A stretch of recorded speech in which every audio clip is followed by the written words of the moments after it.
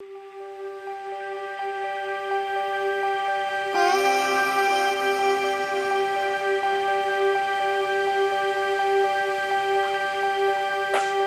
back to the DT Wellbeing Podcast with me, DT.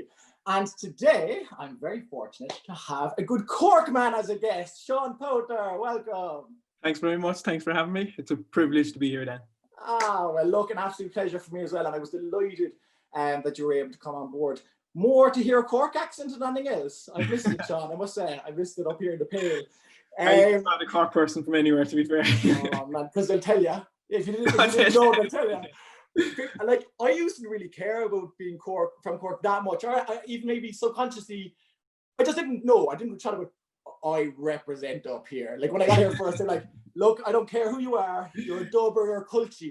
And I go back to your farm. But just kind of joking stuff, and then I just embraced it. I'm like, "Right, let's go, dubs." They know straight away. The minute the first word they say, "Oh, you're from Cork."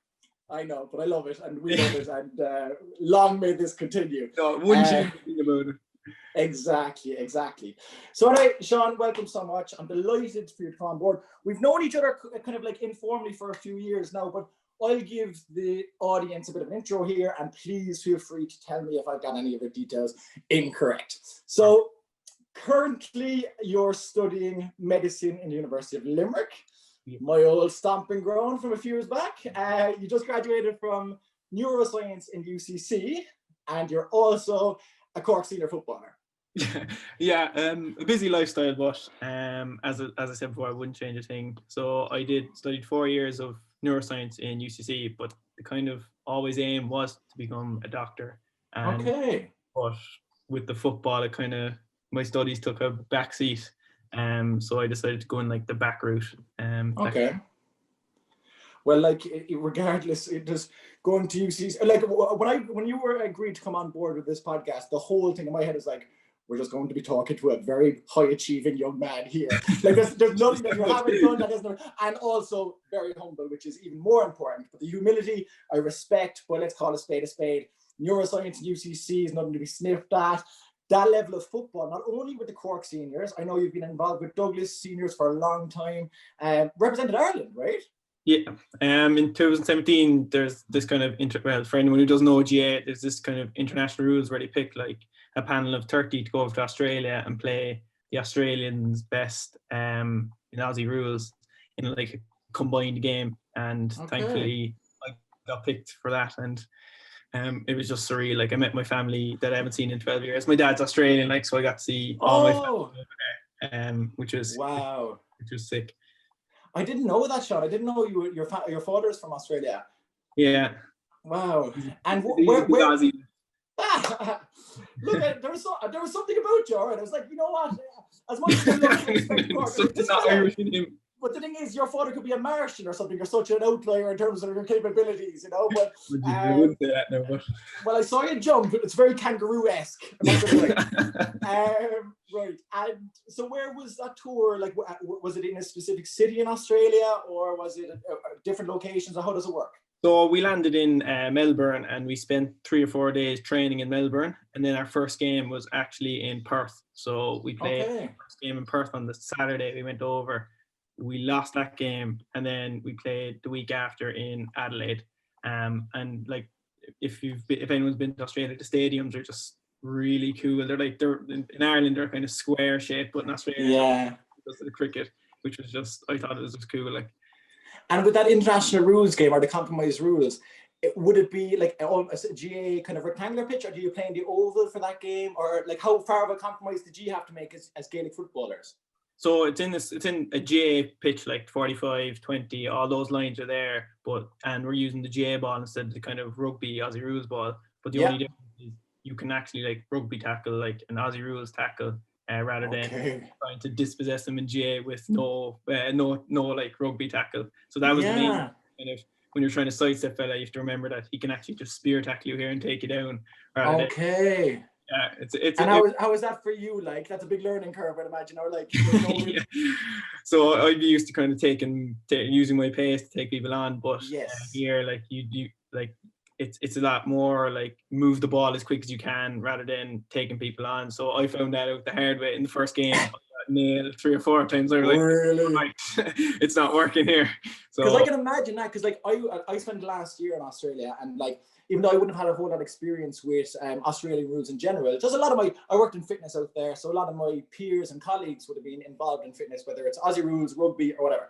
So they would have said to me that like physiologically, my kind of frame and my kind of body type lends itself to Aussie rules. They're all kind of tall and that kind of way inclined. So what I would imagine there with that tackling, so like if I was to mark you in Gaelic football, no, thank God that never happened, I would find it very difficult to tackle you, shoulder to shoulder, and with your mobility and agility, for a guy like me, I would have found that challenging. Whereas if I had the Australian rules option of tackling, that's more likely, right? Yeah, exactly. Yeah, so it's like it suits kind of every type of person. Like if I was marking a tall fella, I'd back myself every day to run around. Yeah, of course.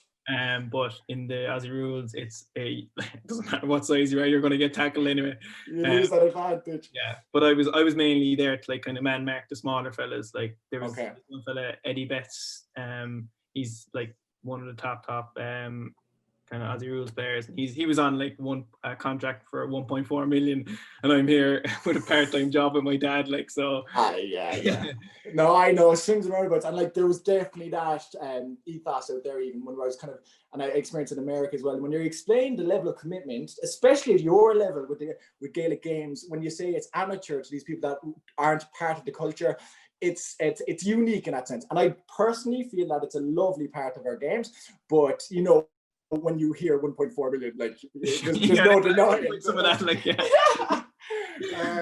but anyway, it looks like you're doing okay for yourself. And, I'm not doing too bad, yeah. So currently, and so staying on kind of the area of sports, you had an injury recently, or a couple of, was a hamstring you were out with? So actually coming off that Australian rules tour, and we went back into like the league with Cork, and my first league game back with Cork. I remember I went to kick a ball down the sideline and went to like run after it, and I kind of felt a click in my hamstring, and I was like, okay, something's not right here. So we got a scan the next day, and I actually tore the tendon in the hamstring. So it was worse than a normal hamstring tear. So it was like, so when I went to the doctor, he was like 3 months rehab. 3 or 4 months rehab, and you'd come back then fine. So I did the rehab, and then I came back, and in my first training session back with the team, I tore it again. So it was another 3 months, and then I did the rehab again, and I went back and I tore the other leg. Man. Yeah. But just kind of going on like the injury kind of mindset. Initially it was kind of a learning curve because I never been injured, so I was like excited. Find out what's this about. But when the third, the fourth, and even the fifth hamstring injury occurred, I was like, Jesus, is this ever going to come right? Because like when you're injured, you spend a lot of time, like you want to be out in the pitch, but you spend a lot of time by yourself. It's you and the physio, like it's just you and your thoughts rather than lads having a crack. It's just you in the gym isolated, like. Yeah, which can be challenging, right? Like, there is that, building resilience and there's positives, but there's no denying that is difficult for a guy like you that's so sociable, has been in team environments all his life, and also not having that experience, and to have it 3 times and having the kind of elation of potentially feeling you're coming out of the woods a bit, and then to go again, took a lot of mental strength to come through that, I'd imagine, Sean. Yeah, absolutely. Like the thing personally, what I did was I set like small goals for myself. I didn't focus on I didn't have a date to when I was back. I was like, I'm just going to focus on this week and this week alone, and there, because the first rehab I might have kind of rushed it because I was just eager to get back. But the second, third, and fourth rehab, I kind of just took my time. I was like, I'm just going to focus on this week, set goals, like trying to achieve a certain weight in a hamstring curl, trying to achieve a certain squat rack, and then take it week by week. And I found it that way it worked a lot better for me rather than, I'm going to be back in 6 weeks, while just focusing on the week ahead kind of helped me in that sense. Stay focused. Yeah, no, I I get that. Now, fortunately, I'd never experienced any injury like that, but I would always try, no matter what the task is, like even with my PhD now, I try not to think of the 3 years, the 4 years. I think of, right, what's, this week, what's this quarter, and for that, I think it's more manageable. I remember my father years ago telling me, it's like, I don't think it was actually like a literal question he asked me, but he's like, Daniel, how do you eat an elephant? I was like, I don't know. And he's like, bit by bit, right? That's all we can do, right? But yeah, with injuries like that, especially for a guy that was competing at your sort of level, and a lot of your life, socially, professionally, otherwise, everything was kind of, I'd imagine, in and around the Gaelic games. So that's very challenging to have to take a step back. But I'm so glad that you did that and you were able to do that. And how are we now? We're good. Obviously, I'm going to pick up niggles here and there, but thankfully, I've kind of got over the kind of dramatic tendon tears that were occurring, and now it's only tiny niggles. So I've kind of jumped that bridge into getting back. But just kind of on the point of the kind of injury, I know before I got injured, it was kind of like, oh, they're the injured fellas, and kind of you miss a second thought. But once you're immersed in being injured, you kind of feel like, Jesus, maybe I should see, is he okay? Because some people I know for a fact they struggle with the injury and they don't ever get back to playing at the level they should be because they just struggle with the rehab mentally. Yeah. And now after you having the experience of it, once upon a time you might have looked at those individuals with sympathy, but not really understanding. Whereas now it's empathy. It's like you've experienced it. You know the emotion that they'll have felt if it was to happen to somebody else in the squad. But I'm delighted to hear you're back. I would have always, I've been following you as a footballer for a long time. I know you're all power and that was fast twitch muscle fibers, and and the book would tell me that those kind of tears are more likely with that sort of athlete. I was fascinated. Actually, you have your own podcast as well, right? You're co-presenter on, what's the name of that podcast? It's called The Performance Project. So it was me and a fellow in my class in primary school, Seamus Fox, who's now a qualified physio. I kind of gave text just to kind of, because I did a lot of research myself on hamstring injuries and kind of the mechanisms as to why they tear and the rehab behind it. So I kind of felt like I knew a lot about hamstrings, and obviously from a physio perspective, I felt like he would help in that sense. Because I couldn't find anywhere where there was kind of a one for all stop on hamstring injuries. There was just so much information, and I wanted to kind of bring it together as one kind of podcast or one kind of show, and I think we're doing that currently at the moment. You absolutely are. It's brilliant. And your most recent episode, you actually went into similar to this, the mindset and being in comfort zones, coming out of comfort zones, finding yourself in uncharted waters, and how that can develop stress. It is very stressful when you go from something that you're so accustomed to not. And but there was a lot of the points, in your most recent one especially, that kind of resonated with me. And also, so we'll get onto this in a little while, because there's a little bit more about fitness I'd like to chat to you about. But I know your undergrad is in neuroscience, right? Yeah. So from my perspective, my degree actually kind of helped me, because we learned about kind of meditation and the neuroscience behind that. So the meditation actually, so the meditation itself, the brain, I'd say meditation, visualization, I kind of use them as one. So for me, before a match, I'd always visualize kind of going out into the pitch and kicking a ball over the bar, something bad happening, how I respond to that, how I tackle.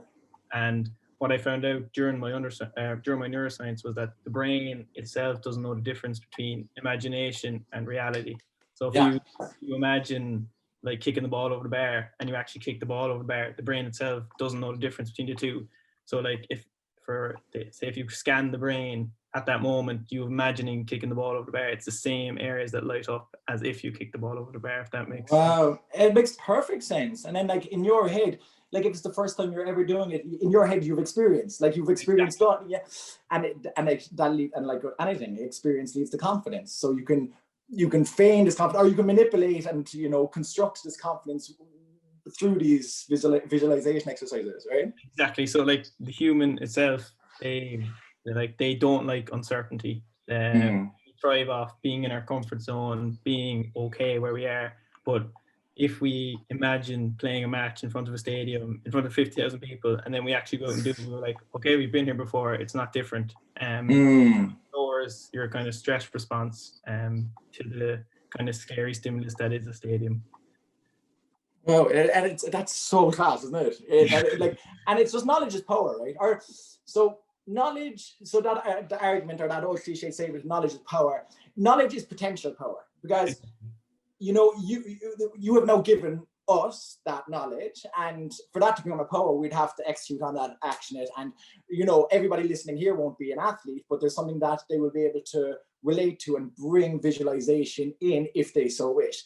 If they don't, it remains potential. But with that sort of knowledge, man, and it's like likewise, my actually undergrad was in University of Limerick, so I love that you're doing your, because I just the best memories. Like, it was just so much fun. Yeah, it's an unbelievable campus, to be fair. It's so class. But your campus is like, that medical school wasn't there. It actually came in the year I graduated. I know that because I bought books to study for the GAMSATs, because I was considering doing postgraduate medicine, and but that campus was just being built. So, and the accommodation now and everything, you're living out by the medical school, right? Yeah, just by the medical school, in the new kind of Astro. There's a rugby pitch, there's a J pitch, there's a soccer pitch. It has everything, like, so. Unreal. The Ritz, I suppose you can call it. Nice, man. Happy days. So we're two bluffers from Cork that I would love that you're in Limerick. Exactly. Robbing degrees from Limerick. Happy days. But that's class. And so in talking about comfort zone and mindset and things like that, and resilience, and COVID-19, this 2020 year, how has it been for you? How have you been able to, like, I'm only assuming, but like, after coming back from setbacks like that and now having your fitness, if that was me, and like at other stages of my life, it would have been, I really kind of like, I wanted to maintain the fitness and keep things going. So like, were you able to train? Were you able to exercise? How was it going for you? At the start it was tough, like, because it was during the Cork League, so we had 5 games, and it was the first 5 games I played in about 3 or 4 years where I didn't get injured. So I was kind of getting into a routine, and then eventually, like, it just cut out, and I was like, Jesus, is there any hope here? Like, but when you see kind of the effect that COVID is having on people, you kind of say, look, there's something bigger than GA, there's something bigger than football. People are getting sick, they're losing loved ones, and I know GA is important to me, but like, it's not the most important thing in life. Family and health are. So that's how I turned it into a positive. Good man. What I did was I focused on like kind of smaller details. I tried to lower my body fat, tried to get my nutrition better, and just kind of set those kind of goals rather than focus on like what, I don't know when the GA is going to be back. So I just focused on small things. Good man. I'm delighted to hear that. And I saw also in one of your podcasts, you were saying that you've adapted or was it your last time of rehabilitation, but you're doing a lot more sprint work now because it's specific to the role you play in GA, and it's more, it's kind of like prehab as well as your training. It's kind of getting you in the environment, kind of game structures, right? Yeah, exactly. Like my first kind of rehab, my second rehab were kind of based off kind of getting up endurance in the hamstring rather, like, so I was doing like 1Ks, 2Ks, that kind of long distance running. But the third time around, me and the physio kind of chatting, we're like, look, what I do in a game, I never run 1, 2, 3, 4K at once. I do it in the short sprints. So the minute I tweaked the hamstring, we went in and like we just went straight for sprinting. We didn't do any long distance, and I think that kind of worked in the long run. And there is science backing that. So it wasn't just like no, but totally. And like, for me, like, so I sometimes I'm not aware of the knowledge that I have, because you've just been doing it for so long. Like, I went to do physical education in 2005, so I'm 15 years in learning about this sort of stuff.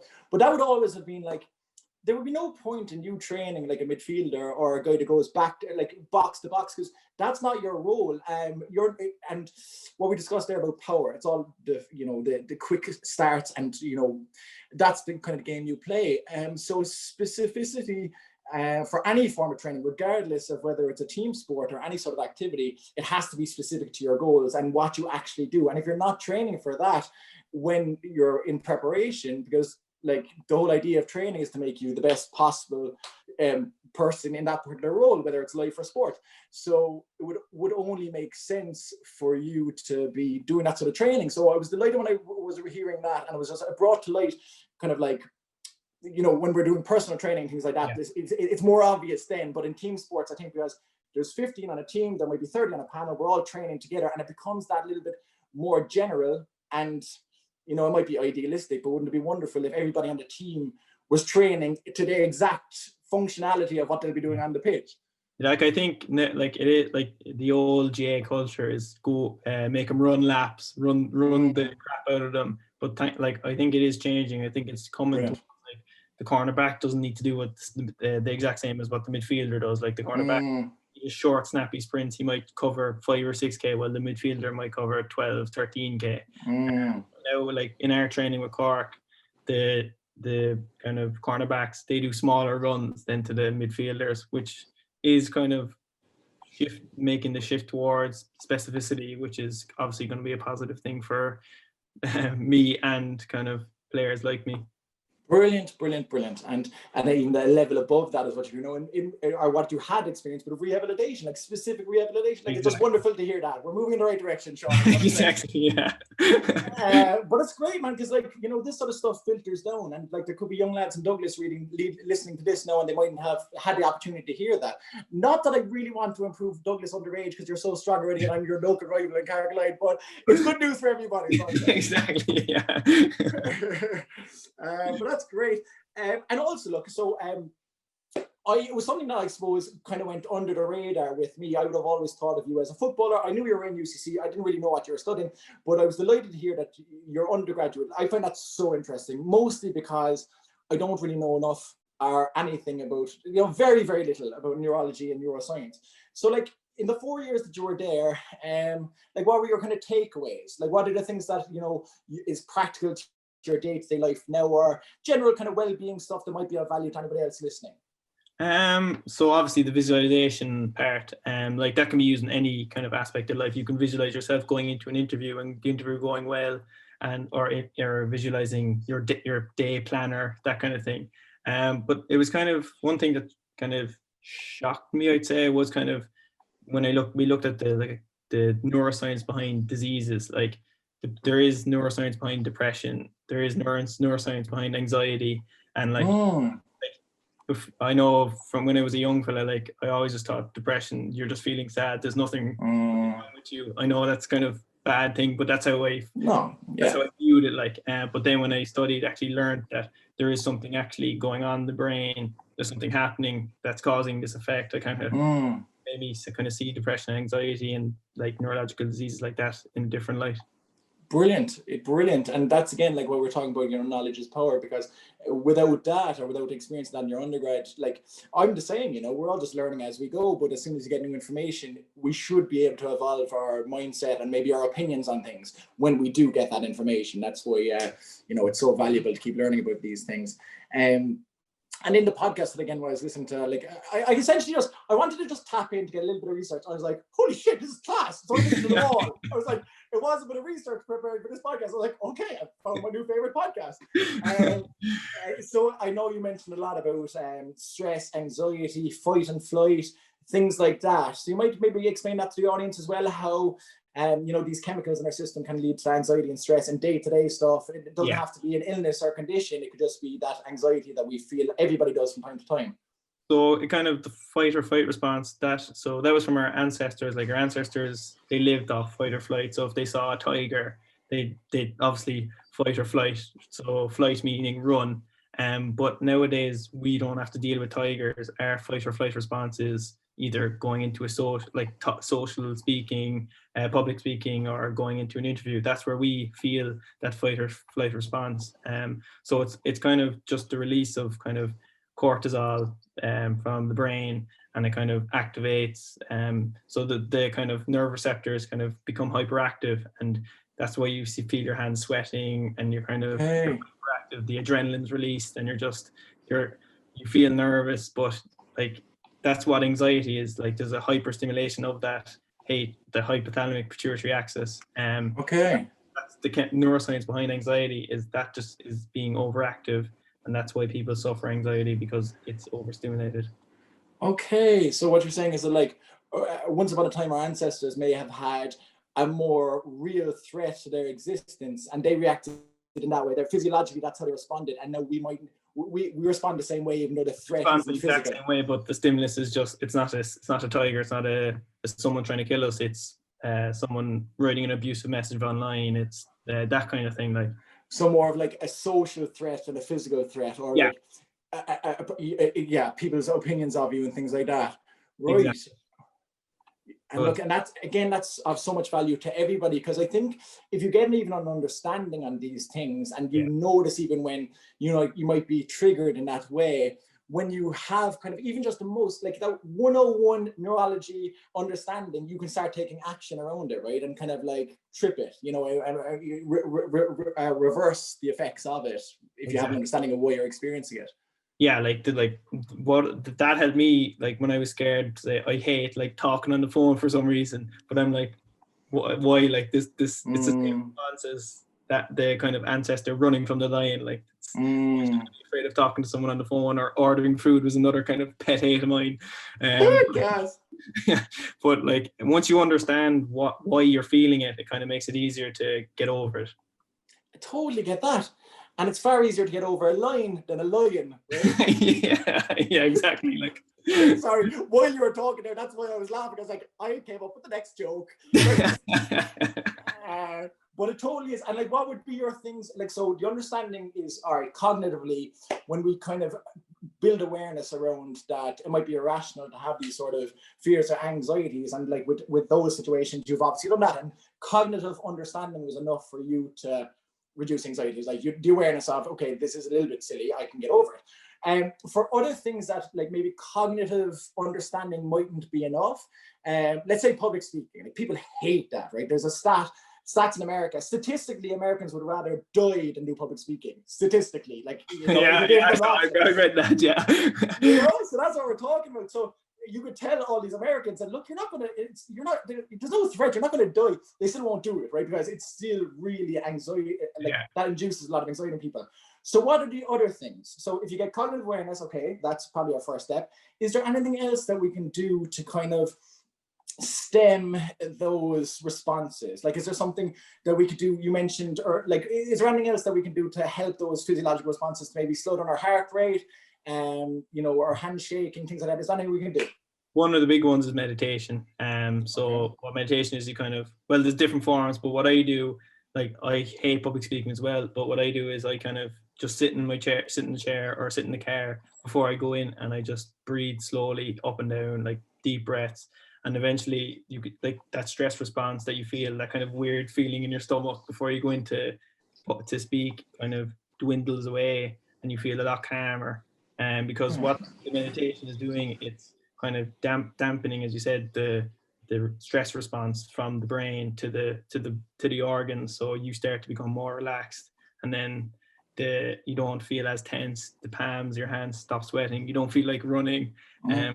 So meditation is a huge one, and like it is difficult, like meditation is difficult at the start because there's thoughts flying into your brain, but eventually there is the neurons that they're like, after constant meditation, the neurons do eventually form, and it becomes a lot easier, and you go into a routine of it. Okay, yeah, like that's something that I would have had to, out of necessity.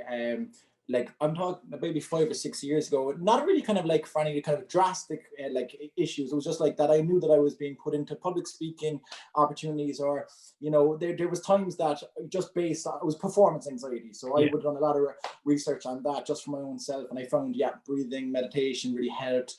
I like you know, it's grounding or centering exercise where you like find things you can see, things you can smell, things like that, and then it brings you back into the room, kind of centers you, and realize that maybe the threat isn't actually as pronounced or as dangerous as we may feel it is. So all those things I think help, but that meditation one is definitely the most effective from my personal experience. It just there's also another one, kind of getting into a routine before the action. So okay.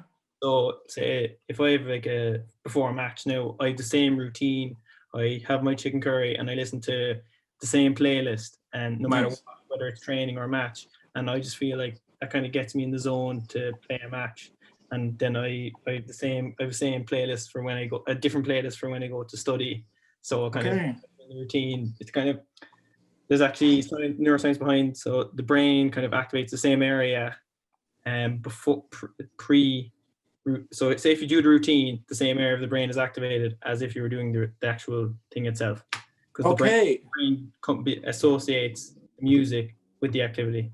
If that makes sense. It does. It makes perfect sense. So like mentally you're there before you're physically there. Yeah, the brain kind of hypes, what's the word, pre-activates, if that makes sense, kind of pre-activates the brain before the event. Isn't that so class? And it doesn't show all these things, doesn't it show the significance of your mind? Like, you know, everything else is so peripheral, really, when you think about it, because the mind control, you know, in a positive way or potentially a negative way, but, you know, if you can control your mind, you know, control what can't you do? Yeah. It is class, and I find it fascinating because, you know, psychology is such it's such a young science. It's such a young school of thought and school of learning, and you know, I'm with the School of Psychology here, Education Psychology in Trinity, and I love the fact that it's relative to other sciences or other areas in medicine. It's just so young, and there's just so much stuff that hasn't been learned or understood yet. But it's exciting because it's so young. Everybody's coming to these realizations, like even in our generation, like well-educated men wouldn't have known about that last, like in your you know, father's generation or whatever. So it's cool. It's cool that this is coming cool is common the word. knowledge. Yeah. It really is. And I know I'm a nerd and I'm just getting the vibe as well. But like for me, I find it so cool. There's nothing more cool than that, because it's cutting edge, and also it improves our lives immediately. Once you get the understanding, it's actionable, and it's only advantageous, and immediately it makes our life better just from understanding. Yeah, it's so cool. Like there's not just a weird neuroscience fact, like the kind of with the social media age. So say if you get a like on your Instagram, it's the same dopamine receptors that activate as if you were a cocaine addict, which holy shit. Yeah. Yeah, and look, that's how like social media is actually neurologically addictive. And that is why some people, well, me included, kind of sometimes fail to put down the phone or those kind of scary napkins. It is, again, but again, with understanding, you know, if there's young Phil and Douglas, you know, it's if we just get an understanding of these things, then that leads to kind of maybe a preemptive warning, and then you can, you know, make actions to safeguard yourself from these negative effects. And, you know, regardless of what the addiction is, there's no such thing as a positive one. You know, they're all bad because it's all consuming. And with social media or with class A drugs, we just want to avoid this dependency. And yeah, the social media, it can be problematic, you know, without control. So that's important for people to understand as well, I think. But I didn't know that it was this exact same dopamine areas that light up in the brain. Whoa. Yeah. That can have, yeah. But again, knowledge is power, and you know, it's good to kind of have that awareness. So now, all right, exciting times, Sean. So now you're studying medicine. So like, so tell us. So there was always the plan. You mentioned that already. That there was always a goal, ambition. Where did that ambition come from? Where did you get that inspiration? Or when can you remember thinking you'd like to be a doctor or study medicine? How did that happen? It was kind of when I was going to the physio and stuff, and I was like, geez, this is actually kind of interesting. But I kind of wanted to go more in depth and kind of understand like why these things happen, and why, like, what part of the body is affected if I hurt my arm. Why is there a cut? Why is the cut healing? So I just found that kind of part interesting, and then I understood that I wouldn't learn that if I was a physio. So like medicine is the way to go for me. But obviously when I was doing my leaving cert that year, I got called into Cork Senior, so I couldn't say no to that. So no, it's very difficult. Yeah. Yeah. So the kind of studies took a backseat, and I just decided to go into neuroscience and go in that back way. But I think that kind of neuroscience degree is going to help me with studying this whole degree. Definitely. But the kind of aim with the degree is kind of go into sports medicine and kind of help people kind of get back from hamstring injuries, and I feel like I can focus on like more the mindset as well of the injured rather than just treating the injury itself. Brilliant, man. Like, brilliant. And if that is your goal, like that's very achievable. I think there's nothing really stopping you with that. And I love the fact that the podcast you're doing now, like, it will be indirectly affecting that future career as well. You're building the research you're doing that, as well as the medical degree, the neuroscience, obviously, that's going to be so advantageous. But these things that you're just interested in, your whole world of, it's all going to relate to that future career that you will have. And that is class. And it's going to be of so much value, right? Because, like, as well as your education and the knowledge you're getting from the books, it's all this experience. Like, you can talk about all the stuff that you have experienced with this, and people listen to that, I find. Yeah, they do. And I think, like, if someone, like, it's easier to relate to someone if they've experienced it, rather than, say, if I go to a physio who's never tore his hamstring, or rather if I go to a physio who's tore his hamstring 6 times, I'm going to go like, you know how it feels. So I trust him. Not better, but I just be able to kind of relate. No, yeah. But I think I'm the exact same. Like, and my PhD is in well-being, my business is in well-being, but like anybody, I feel as though people listen to me because everything I talk about would come from experience first. The education has supplemented it. Yeah. And when you have that dual, you can provide that dual service in terms of imparting knowledge, you're just more valuable then, because anybody can get a degree from a book or qualifications. That life experience is more important. If you got them both, Johnny, you're golden. You're golden. The way you said there, but like, I respect the physio who's tore his hamstrings 6 times more. Look, don't have that as a goal for yourself to make you a better. Let's not go too extreme here now. It might be a bit excessive, right? So your future, that looks all very, very exciting, and it's good. Like, you're a young man. How old are you now? 23. Oh, for fuck's sake! At 23, I was still in UL. 2 years, I only got my undergrad at 25, kicking and screaming. I graduated. So I'm so glad that you have those. That sounds like it's just a path now. That's just a line that you can walk, that is in your control. There's nothing really going to stop you. And the worst case scenario, and you'll face obstacles, but you won't stop, and that will happen. Yeah, I think that's kind of the way. Like, I was reading a book recently. I think obstacle is the way, and it just talks about how, like, how they view, like, obstacles are going to come, but it's how you kind of view the obstacle and kind of try and find opportunities in that. And I think that's how I kind of subconsciously use that in my rehab. I found an opportunity to improve my body fat, improve my flexibility, that kind of thing. So I think, like, if something happens to you, just try and find a way to use it as an opportunity. Nice, man. Yeah, I'm all about that life, because obstacles and failure are inevitabilities. Yeah. Like, we're not going to avoid them. So the only advantage you can have is how you deal with them. They're, like, relative to, like, anybody else. The only way that you can go better for you is your mindset around it and how you view it, because everybody's experiencing it. But if you handle these obstacles in a positive way, you're almost invincible. Like, there's no stopping it. Like, it's just, because if we take things too personally or get set back too far by these obstacles, everything takes slower, and sometimes mightn't happen at all. So it's just a matter of accepting them, also expecting them, and then turning into a positive, and not losing that momentum. Exactly. Exactly. Yeah. And Winston Churchill said it. I know I'm an Irishman and we shouldn't be promoting them too much, but he said, what did he say now? Oh yeah. So success is only going from failure to failure without losing any enthusiasm. And, like, there's power in that. Enthusiasm doesn't stop, and then you just will get there.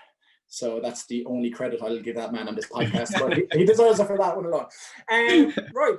So, look, Sean, like, I've learned so much from this conversation, and, like, we could do this. I was saying to you before we came, like, recording, that this is my 3rd podcast that I've recorded, and like, I've had common ground with the other 2 guests as well. But it's like, literally everything that I'm going to talk to you about, I have some experience, or, like, right down to, like, geographic location where we grew up, colleges, the sports you play. Like, I was like, right, so we could actually turn this into, like, a 6-part podcast. We won't, because you're a busy man, but we could.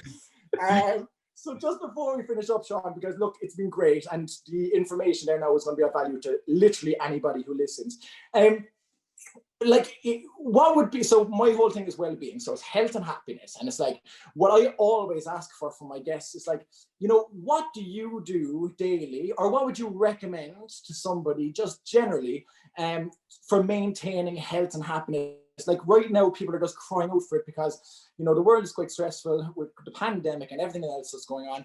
People just, I find, aren't as healthy, are as happy, more significantly, than they were, and are finding it hard to find ways and pathways back to health and happiness.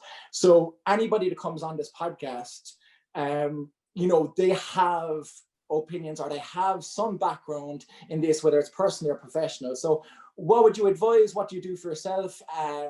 Anything for the listeners? So just kind of relating back to that book, The Obstacle is Way, is just trying to like find whether, like for me, it was on a sporting sense, finding the opportunity in COVID was to lower my body fat. But for you, it could be like just improve your diet a small bit. Say, like if you're having junk food, just remove kind of one day where you don't have junk food, and then it's kind of a compound effect. So if you remove one day, to work on that for 3 weeks, then try and remove 2 days, and eventually it becomes easier and easier. That is backed by science. If you start small and then go big, rather than try and cut out junk food straight away, it works better that way. But for me, it's kind of, I found journaling actually helps me, because I like, whenever just thoughts in my mind, or else I'm feeling negative about myself, I just write it down and I just feel a lot better. It's like just expressing your emotions on a page. There's kind of a separation between your thoughts and then your brain, if that makes sense. Yeah, absolutely makes sense. And that's one thing that I just do religiously and have since I was a very, very young man. It's like the journaling, there's power in it. It gets into the world and get it out of your head. And there's so much positive in like also using a journal. For me, I found like goal setting and just getting things out on paper. It makes things real. And like that, what you were saying with your first point to health and happiness, if we're making small incremental improvements in our lives, having it in a journal and recording it, we get that sense of satisfaction. They say like with a list, the most satisfaction you get is crossing the item off the list. These are powerful things that journal provides, Yeah, and that becomes addictive as well. That's the same brain areas that light up like as cocaine addicts. So be careful. Positive, right? Positive, right? I've no problem, and I say all the time, I am addicted to progress. I'm okay with that. Yeah. There's one addiction. I've immediately become a hypocrite there and contradicted myself. I was like, there's no such thing as a positive addiction. I am 100% addicted to growth and progress. Well, that's look, nobody's perfect, Sean, right? I never said I was. Anything else you do? Anything else that you recommend? So journaling, I think, look, that's something that everybody doesn't do and everybody should do. And I'll stand over that till the day I die, because there's always value in getting your thoughts onto paper. And that's something that isn't yet, just like with the neuroscience we're talking about, it's not common, or it's not done as commonly as it should. And again, this is new information that you can provide, but I think everybody should do that for themselves. Yeah. Anything else, Shawnee? Anything else, bud? I think there's like a kind of concept, like say if you're not prone to doing exercise, there's kind of a fear aspect as to, oh, people will be looking at me now running the roads. But I think people have to understand that people actually really only care about themselves, and they're only viewing themselves. You can care about other people, but the number one concern is yourself. So they're more concerned about their problems rather than yours. So I think understanding that they're not looking at me. They're thinking about what they're going to do next rather than focusing on me. I think it's easier to overcome that fear. Yes. Yeah. Brilliant advice. That conspicuousness can hold us all back. And it's kind of that self-centered selfishness, even though it wouldn't be a personality trait. That's what gets us in trouble, because we think the whole world is gossiping about us. They don't give a shit. We're not that important. Exactly. There's liberation in that. They don't give a shit, no. No, why would they? But we should have the same opinion. And like the thing is, like, we build up in our head that everybody's talking about us. How often are we thinking or talking about other people? Like, exactly. We're all human beings. Different perspectives on it. Real good, man. I think that's especially important for people to get understanding, because it's so common that people are, other people's opinions of individuals can hold them back or can limit these positive behaviors. Like, as you said, if it stops you from exercising, well, that's terrible, So exactly. if we get an understanding on that, that's important. These are gems, Sean. Hey, I should have got you on ages ago. Anything else? Look, I think that's enough. 3 is enough, Sean. I'm not going to push the boat out here because, like, I'm being greedy, you know. It's like, right, we're going to squeeze everything out of this man. No, look, that's perfect. And I feel as though if people could listen to that they're exercising without anybody's like judgments coming into their mind, that they're keeping that journal, and the goals that they set for themselves aren't overly ambitious and are manageable by taking those baby steps. Look, everybody be healthier and happier if they take on those things, and they're all actionable, which I love, is that they're practical. You know, they don't have to, they can just be actioned in the morning if they so wish. But look, Sean, all that information, like, I'm so grateful. I'm so delighted that you were able to come on board for the podcast, because I'm just so aware of how busy you are, right? And I have so much respect for what you're doing. I was over the moon when I saw on your Instagram story that you were, yeah, you will. I actually gave you a few of these bad boys, those Jay-Z hands up. Yeah, I was like, yes. I think I did a hashtag respect to you when I saw it. So look, I'm all about that life. And look, there's 24 hours in every day. It looks like you're using most of them. Yeah. So I'm glad for it. I hope that you stay healthy. I hope that you stay as fit as you are. I hope that everything goes as well as possible for you and well. I hope you have a great 4 years. Is 4 years, yeah? 4 years, yeah. Well, happy days. It's the Lodge, these places in Limerick City. You'll be going to the Hurlers, no doubt. Bar. I hope just don't do anything that I did, or just behave yourself better than I did as well. Yeah. You're older and wiser, you should. And look, I'm going to tell you this as well, Sean, because I don't think I've ever told you. So you came on my radar years ago because I was the coach, the Cargill minor footballers. We came to county finals out in the Mardyke in UCC, and you were captain of Douglas. You broke my heart. Douglas won the county final. I was absolutely gutted, but I was like, oh, fucking look, I gotta respect him. I remember that, yeah. And it was since then, I think Billy Pope was the Cargill captain. Yeah. So and anyway, since then, I nearly tore down Slattery's bar in Dublin in Balls Bridge when you scored against Mayo. And I erupted. I didn't even know I was a Cork fan until then. I was trying to keep it quiet. But look, Sean, nothing but respect for you. And I'm excited to see what you do in the future, and I'm going to be following you very, very closely. And how can, if anybody was out there now who had any questions about hamstrings, or if anybody wanted to reach out to you, or like me even give that podcast another plug, how do people find you? So I'm mainly on Instagram. It's just Sean Powter 97, and the podcast is called The Performance Project on Instagram as well. So either just text me on either of them, and we'll get back to you fairly lively. Brilliant. And guys, if you do yourself a favor, follow the podcast. Follow on Instagram as well, you know. Yeah. Just give these Cork lads a good follow. Why not? Yeah. Why not? But the podcast, honestly, Sean, and I'm not just saying that to blow smoke, really impressive stuff. You have a lovely dynamic. I like the fact that there's 2E from, you're obviously mates, but different perspectives, and but talking about the same stuff. And it's real talk. It's just like conversational, nice, and not overly intimidating in terms of the terminology being used. So look, all about that life. So Sean, thank you so much for coming on board today. Your kind words as well, Dan. Well, look, credit where it's due. You're doing great stuff, and for a 23-year-old, I'm going to put this out onto the internet right now. Show me a more capable young man than Sean Powter, and I'll be very, very surprised, and also I still wouldn't believe it. So Sean, you're a top dog in my book. So guys, look, that's it for today. I'm going to be back next week with another guest, speaking about more stuff that I know nothing about. And if bonus territory, if it's a Cork man with a Cork accent, but I'm not holding my breath, all right? This is something that I'll have to really just enjoy the moment, because I fucking miss Cork accent. Sean, you're a gent, and the rest of you, everybody else, you know that it's nothing but love.